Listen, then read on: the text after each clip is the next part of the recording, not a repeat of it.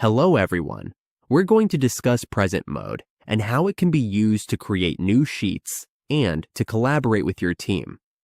As you can see, this is present mode. It's a space where you can create presentations with all your Snaptrude related assets.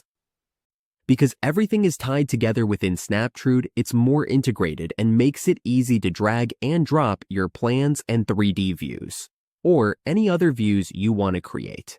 All of this can be done within Snaptrude. Let's get started. To access present mode, click on the Present tab from the top toolbar.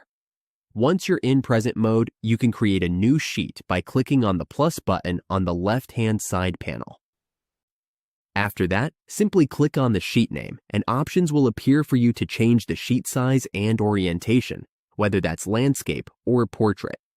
You also have the option to adjust or remove margins, so your sheet can be without margins if you prefer.